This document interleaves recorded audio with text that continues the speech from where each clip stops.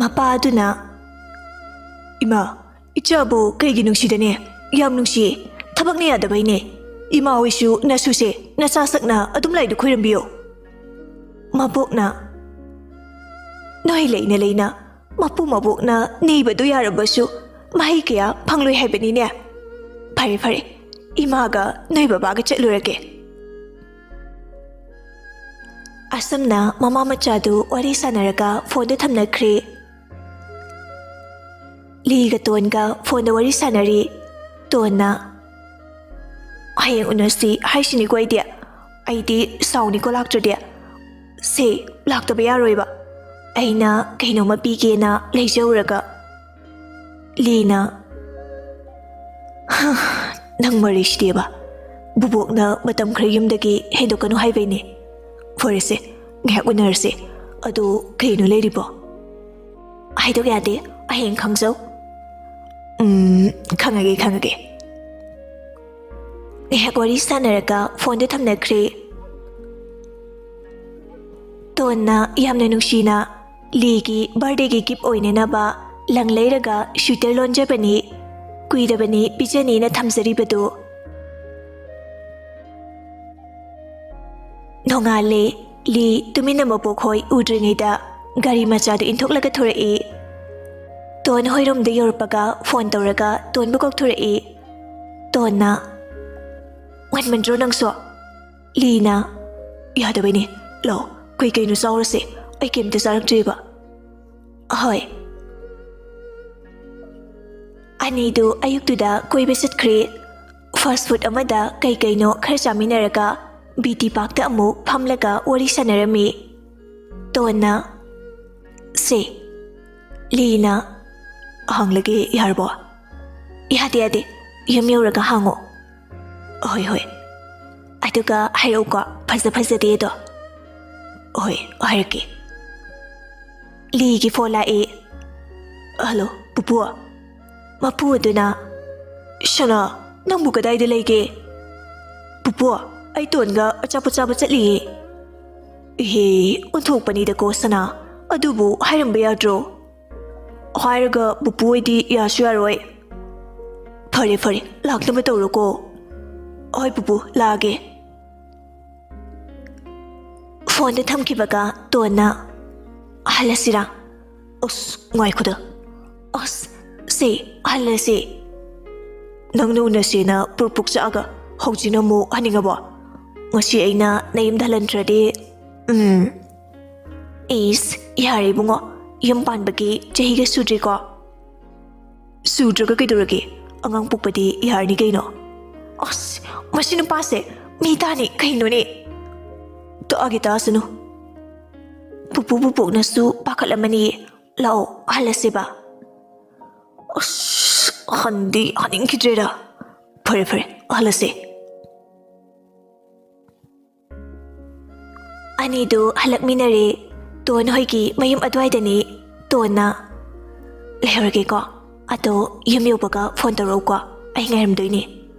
Lina, Hiraki, Leherko, Jelesho. Waiku, Jelehino, Pateba, Jeluki Hagadaba. Oi. Ton Su, no me, Mahim the Jungle E, Lee Sun Cree. Hacklerga, Ton, Fontawi, Adubu Pirate Tray. Machine Passy, Fontaro Hiraga. I need to supirate. Pinky, Pakana Masado, Takalaga Chili. Bye. Donna. Bye, Kidorage. Pinky na. Leader phone up the door. Pirate, on Eric Suri. Bye, Yakimamanda. I could have Halakpada, Yamnam Kaida, by an accident to Hawaii. Nupamachadugi count the Yoba, picked over Poto, Miami Bada. Sweeter Maga, Nagi photo Magayor Mihaye. Ton Makoktagi, Masapumba, Tu Chunkiba Kangode, Mamit Adu, Lautulaga, Kanajenki, Pinky Sudane, Lekagi, Mikersu, Ton Butanaki, Ton Angabi Amagum, Adam Lep the Bijenki, Masadu, Awabaga Matakande, ꯈꯥꯒꯦꯝꯄꯜꯂꯤꯗꯒꯤ ꯌꯨꯝꯅꯥꯝ ꯂꯩꯀꯥꯏ ꯐꯥꯎꯕ ꯆꯦꯜꯂꯛꯄꯗꯨꯗ tone ꯁꯣꯔꯕꯨꯗꯤ ꯊꯕꯦꯠ ꯊꯕꯦꯠ ꯍꯣꯜꯂꯝꯃꯤ ꯑꯗꯨꯕꯨ ꯃꯐꯝꯗꯨꯗ ꯒꯥꯔꯤ accident ꯊꯣꯛꯈꯤꯕꯒꯤ ꯀꯔꯤꯃꯠꯇ ꯇꯥꯔꯝꯗ꯭ꯔꯦ ꯄꯨꯂꯤꯁꯅ ꯂꯣꯏꯅ ꯂꯧꯈꯠꯂꯝꯂꯦ ꯄꯤꯡꯀꯤꯁꯨ ꯌꯥꯝꯅ ꯋꯥꯅ ꯇꯥꯟꯅꯔꯛꯄꯅ ꯇꯣꯟꯅ ꯐꯝꯂꯒ ꯂꯩꯔꯤꯕ ꯃꯐꯝ ꯑꯗꯨꯗ ꯌꯧꯔꯛꯑꯦ ꯚꯥꯏ ꯇꯣꯟ ꯀꯔꯤꯃꯠꯇ ꯈꯨꯝꯗꯦ ꯃꯄꯤ ꯑꯗꯨ ꯇꯞꯅ ꯇꯞꯅ ꯇꯥꯔꯗꯨꯅ ꯂꯩ ꯄꯤꯡꯀꯤꯁꯨ ꯅꯨꯡꯉꯥꯏꯇ꯭ꯔꯗꯨꯅ ꯚꯥꯏ ꯄꯨꯂꯤꯁꯅ ꯂꯧꯈꯠꯂꯝꯃꯅꯤ ꯂꯥꯛꯑꯣ ꯍꯜꯂꯁꯦ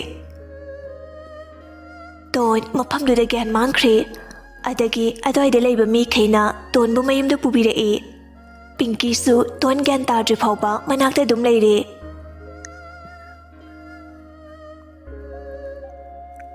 ꯔꯤꯇꯥꯗꯤ ꯃꯆꯥꯒꯤ ꯃꯇꯧꯗꯨ ꯎꯔꯒ ꯋꯥꯕꯅꯦ ꯂꯤꯒꯤ ꯄꯥꯎ ꯇꯥꯕꯒꯤ ꯊꯋꯥꯏꯕꯨ ꯋꯥꯕꯅꯦ ꯃꯁꯥꯗꯨ ꯀꯞꯇꯨꯅꯇ ꯂꯩꯈ꯭ꯔꯦ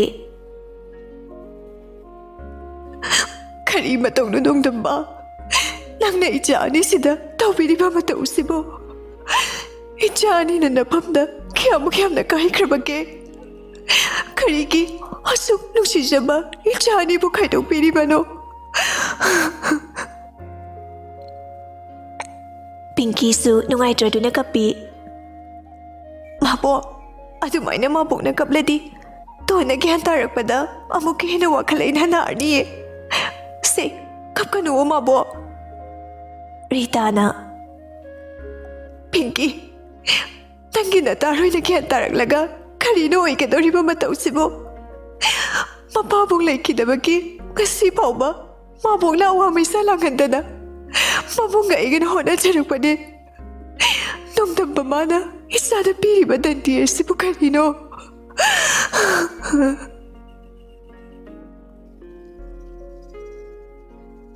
ꯉꯥꯏꯍꯥꯛ ꯂꯩꯔꯒ ꯇꯣꯟ ꯇꯞꯅ ꯃꯃꯤꯠꯇꯨ ꯄꯥꯡꯂꯛꯏ ꯃꯆꯤꯟꯗ ꯌꯥꯝꯅ ꯋꯥꯅ ꯇꯞꯅ ꯂꯤ ꯄꯤꯡꯀꯤꯅ ꯚꯥꯏ ꯑꯩ ꯅꯪ ꯅꯅꯥꯛꯇ ꯂꯩꯌꯦ ꯇꯣꯟ ꯇꯞꯅ ꯄꯤꯡꯀꯤꯗ ꯌꯦꯡꯂꯛꯏ ꯄꯤꯡꯀꯤ ꯂꯤꯗꯤ ꯄꯤꯡꯀꯤ ꯈꯥꯡꯕ ꯉꯝꯗ꯭ꯔꯗꯨꯅ ꯀꯞꯄꯤ ꯀꯩꯅꯣ ꯚꯥꯏ ꯅꯪꯅ ꯇꯧꯔꯤꯁꯤꯕꯣ ꯄꯥꯎ ꯍꯥꯏꯔꯨꯕ ꯑꯩꯒꯤ ꯏꯔꯥꯜꯂꯣ ꯚꯥꯏ ꯅꯪꯅ ꯑꯁꯨꯝꯅ ꯂꯩꯕ ꯑꯩ ꯄꯥꯝꯗꯤꯌꯦ ꯅꯪꯕꯨ ꯉꯔꯥꯡꯗ ꯅꯠꯇ꯭ꯔꯣ ꯂꯤꯒꯤ ꯁ꯭ꯋꯤꯇꯔ ꯄꯤꯔꯨꯅꯤ ꯍꯥꯏꯔꯝꯕꯗꯣ ꯑꯗꯨꯒ ꯊꯪꯅꯕ ꯃꯤꯀꯨꯞꯇ ꯑꯣꯏꯔꯛꯂꯤꯕ ꯃꯇꯧ ꯑꯁꯤꯕꯨ ꯀꯔꯤꯅꯣ ꯚꯥꯏ ꯇꯣꯟꯁꯨ ꯃꯄꯤꯗꯨ ꯑꯣꯔꯣ ꯑꯣꯔꯣ ꯆꯦꯟꯊꯔꯛꯏ ꯑꯩ ꯒ꯭ꯌꯥꯟ ꯇꯥꯗꯦ ꯄꯤꯡꯀꯤ ꯑꯩꯕꯨ ꯂꯤ ꯍꯣꯏꯗ ꯑꯝꯇ ꯄꯨꯕꯤꯌꯨ ꯁꯦ ꯑꯩꯕꯨ ꯑꯝꯇ ꯄꯨꯕꯤꯌꯨ ꯑꯩ ꯌꯥꯝ ꯋꯥꯔꯦ ꯑꯩ ꯃꯥꯒꯤ ꯃꯊꯧ ꯃꯉꯝ ꯌꯥꯎꯔꯨꯒꯦ ꯁꯦ ꯑꯩꯕꯨ ꯑꯝꯇ ꯄꯨꯕꯤꯌꯨ ꯏꯃꯥ ꯑꯩꯕꯨ ꯃꯥꯒꯤ ꯃꯅꯥꯛꯇ ꯑꯝꯇ ꯄꯨꯕꯤꯌꯨ ꯑꯩ ꯃꯥꯒꯤ ꯑꯔꯣꯏꯕ ꯃꯊꯧ ꯃꯉꯝꯗꯣ ꯑꯝꯇ ꯌꯥꯎꯖꯒꯦ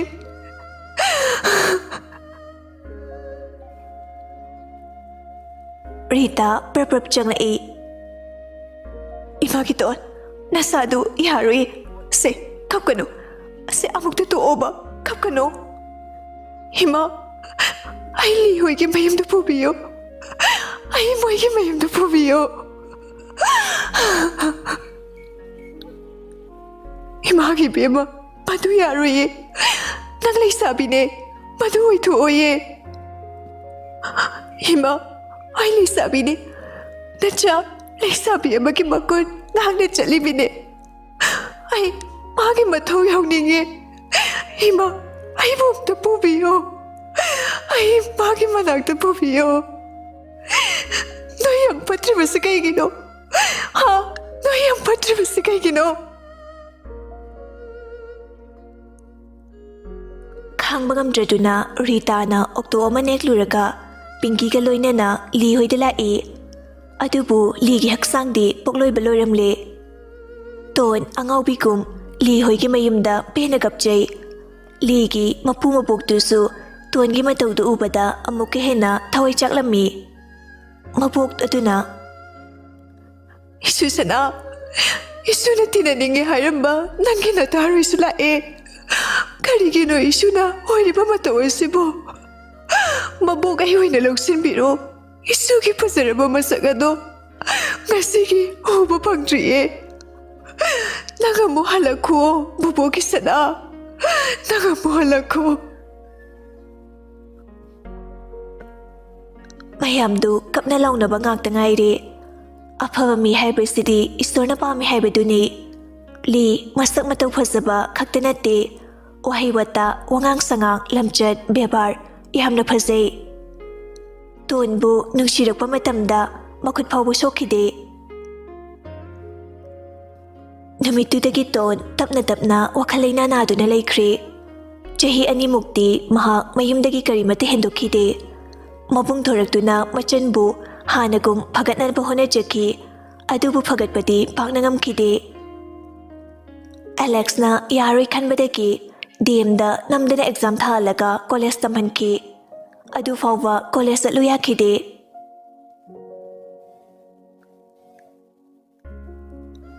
wari loirakpada Roger na nangbu hanbu uba numitagi mahaki lila ai khanjaki hai nanggasak yamani hai bai Jacob makhut ani duna mamai du khumlaga pena kapthore Roger na nang kapui hai kidai Jacob na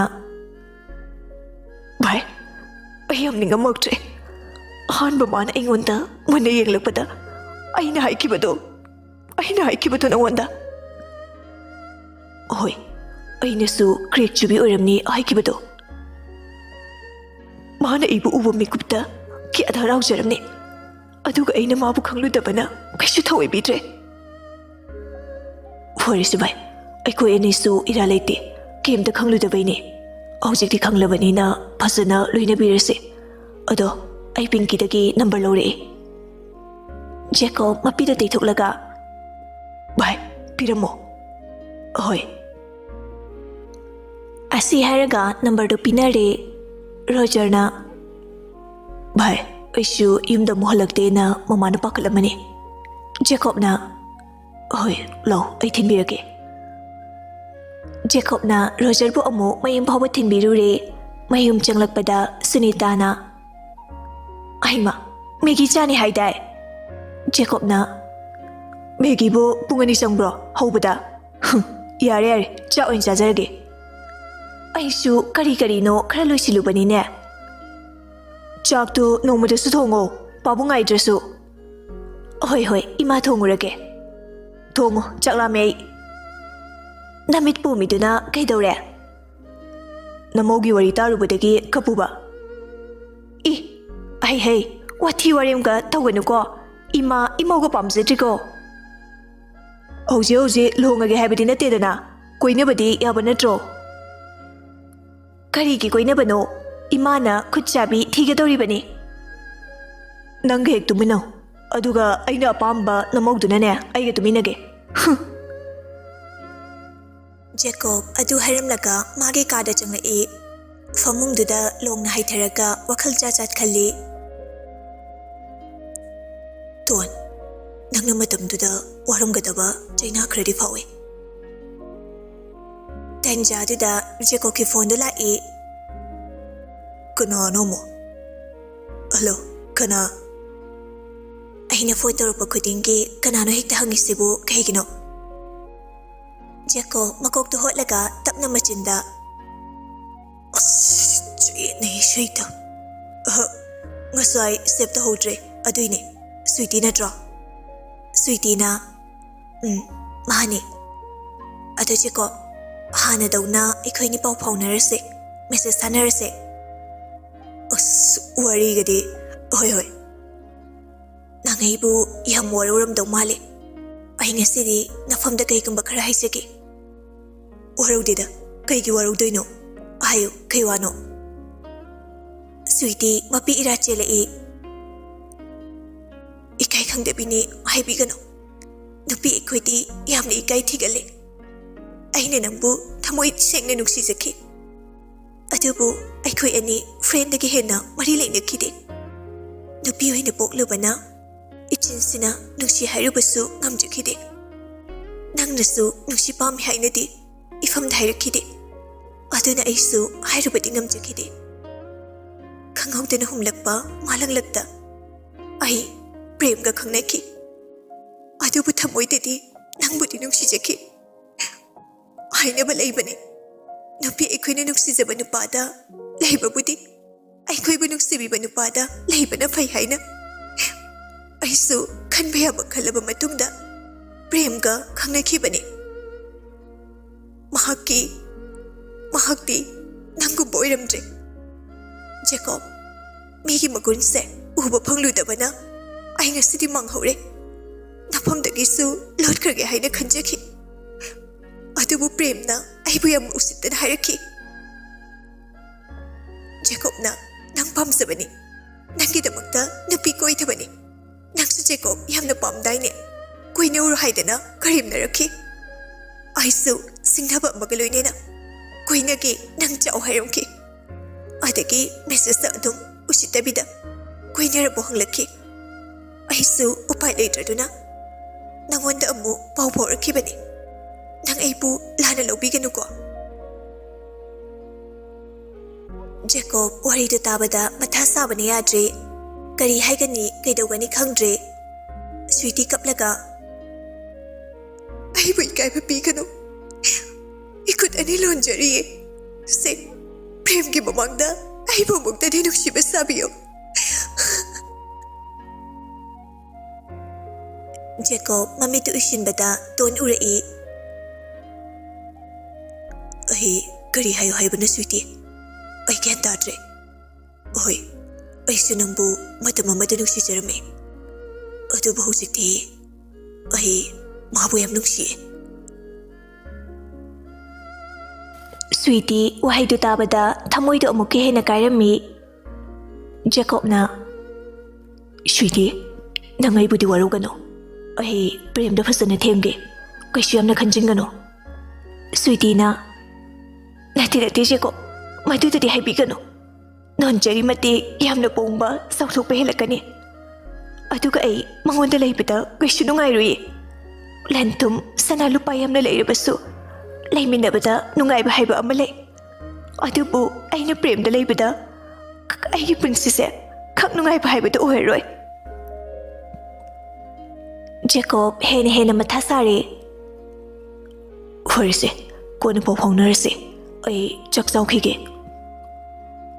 Sweetie Jacob ki honglama mataudu uraka kaisu haiba ngamzakhide ai chauro phone da thamnakhre Jacob chaklamambadu chaningbaga phaudre phone thamnana ba haisin khibani Jacob na matha sa da saraklati Roger da hekta phone tawi Roger na bye Jacob na bye matha yam sare kok se kai dore thina se re ro natte da bye Sweetie na mo ai nungsi ai jale hana da ge ai se nusi je bor male yare da yam ware bo migi lukhak saning de haidai ne adusu maruki lukha nupi yam phangdaba male haine de ko bhai ai su dum hai khre nusi je bale na kandi number masin do natrade nangonda farak yam tarakani hana dagi khraga nusi je khibane Jacob na khongdi bhai aduna faradra ton phone torabo tawdrida tawgena wakal khallingaidani amaduna farak taraise amuksu nungaite ho nungaitragana ne animak lawro Sweetie gi na adha oiro ton gi na ne mora he oiro papi thamoyare ton phone doge ado pau mairo ko irang di banangsu Roger na bye ngai ko kuidorage iPhone ama lerake ado nana lebe saragane avimda amda pibiyo phone do aisu lebi bangame thaoina leidrine yam warkanu ko nupana kaya da phatino yengoba aisu nong padokte talking dongninge Jacob na exam lo rega lebirake 12 se dalan kisanu Roger na chak na lendorba yar thamo nangna natuga wari sanaraga aina chakna lelaga nang peloko Roger makataram davi phone da kakre Jacob na nongmi ꯑꯩꯅ ꯍꯦꯟꯅ ꯏꯆꯟꯒꯤ phone ꯂꯩꯅꯤꯡꯉꯤꯕꯅꯦ ꯃꯁꯤ ꯃꯇꯨ ꯌꯥꯝ ꯊꯤꯅꯤꯡꯉꯕ ꯈꯪꯗꯦ ꯑꯩꯕꯨ ꯇꯣꯟꯗ phone ꯇꯧꯔꯁꯤꯔꯅꯦ ꯊꯤꯅ ꯆꯩꯔꯛꯑꯗꯤ ꯑꯁ ꯌꯥꯝ ꯏꯀꯥꯏꯅꯤꯕꯣ ꯉꯥꯏꯍꯥꯛ ꯈꯟꯖꯥꯟꯅꯩ ꯑꯗꯨꯒ ꯐꯣꯟꯗꯨꯗ ꯉꯁꯥꯏ ꯔꯣꯖꯥꯅ ꯄꯤꯔꯝꯕ ꯅꯝꯕꯔꯗꯨꯗ call ꯇꯧꯁꯤꯟꯈꯤ ush ring di chale miun di sudre kana oima khonge hai ton ai ne kanano ai ne bo ai Jacob ne kai tak pi siga kem tak pi tresu yani kai no phone tore isna kai gi no hai bane ma show si de Vishnu sum to pani maram nei trade call tor kano kana dei logi number se Roger dei log bani Roger dari kana ne pirei ba Pinky na adu kai gino phone tor se Jacob phagi dagi sauning ma hore adu bu pukning du phatha jai yam sawina kai gino aina kai lan khige to na nangna lan khai bro call tawrapagi maram hangbane call tawrpa yadra haise yade nongta call tawraktraga hojik tawraise maram amadi soidana lemgani Jacob machindu maya chiklaga ngihak lei pisum ani dusu suktak tawrai yam lemna hari hoi maram leibeni call tawraise maram da hairo Jacob isum kare nangna aigi tungda kon khibe aisu nangwanda ongta kon jegena yadro ton pinglaw khre nupi kya da kolurage ha aina nangwanda kon khibagi izada bibige hairo kya pamge ani nati ohum pame phare inkol se yolaga nangi lak ohum do ai pi geni soidena paisa hai banate ko angang ohum pame hai bani nangse aigi matam amagi iwaduga sakmanarambakine haifet nungshirubani adubu yazare husiti aina su nangondagi chahi ani humdi khalamni classmate oijarasu nang nengonde halasu aisunu pani nang pregnant oihenba phawdi ngame aina somda nupi amana hairakla phawwa yada kai asala chauna khaluraga nangna aigi hope thugaya bro nang faraga ijat mangalura ai sawlakanu ko tona is yam nokninge nangbu sawbaga hijabro paksabana loire yengna sai bro kaino yengna doisiba kaino do ai iyam karaktere fagina te ko mison aingonda singna birakano han haijaurisni ai pakna sawgande do sawra ade natayam sade afawem sakreda angang se Jacob oiroi khanbadagi amuk taptharai ton ahi nangbu yam nungsi nahan kai phongdokpa ngamkhidabagine khaidak torakano yam hainade aise kem khangdabagi type nang kaisu ai pamde nungside ai loi khange ton adum haigano hoi hana nungsiba karino khangludre adubu ton nangna engonda warauduna chetkhiba numitudagi ahi nangbu nungsiba phawkhre ai kaisu nangwanda waraudeda aigi mapoksina thina pokpirambeine udumaina haino ai hojiktada yamna nungairaktre adu nang sawbu pharuba kaigino nangna amongasi aigi famda nungsiba ulaise nungsi jarubanina nafamda thamoigi waloldo phongdokjabane wafamse kyam kairage yam kai jeko yam kai ton nangbu nungai hanke khanjakhiba thamoisina nungsi phongdoklubase adumda kafanaba oina thoklapro haukrabasingdo ngasita oiragum khalure ayam wai nangi nungsiba sabana tawdo ifamda amu utpiranu ayam wai ton kaino nangna haise aina nangbu nungsibase namthakni sira mani namthakni aigi ukraba wari taharubadagi nungsiba sarakpani adubu cheko aini sabi asengbani haibasimadi khango pangyadi yaba nupido ꯑꯩꯗꯤ ꯅꯠꯇꯦ Jacob khangma ngamdraduna walda kina thindati Nachinduna adugumba wai harakani ai khalude kaigino ai bo suk thajabidriba adudi hayo nangna ai nuksirise karamba matamda loigani punsigi hoina nuksibiba gamledra nangna nuksijakiba mahagado hongdokpa yadabagum aina nuksijariba nahakusu mapuksigi hongdokpa kaukthokpa ngamloye aidi mayamga wakhal mi manadrabine adudi hayo aina haiba khuding yabigadra Jacob Ton harakliba wahidu lana kaisu lawrute maramde Ton depression aba nupini nangna haiba ai loina ingani promise Ton mapisu tap tap tarai maithongdusu momonokjai ai bu mo wan birnuko masi matangdi nafamda han haijauke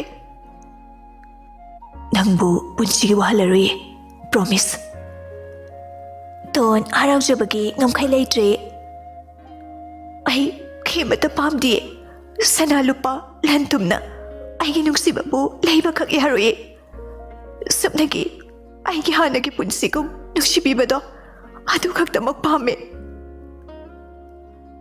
nangbu aigi taloi oitri phawba nasa sokloi Ton aduga mahakna nangbu kadayona nuksijaramgani haibado aishu nupa moine khangi mahakna nangbu nuksijabkhibagum chap manana aina su nangbu nuksibagamgani masimatadi thajabiyo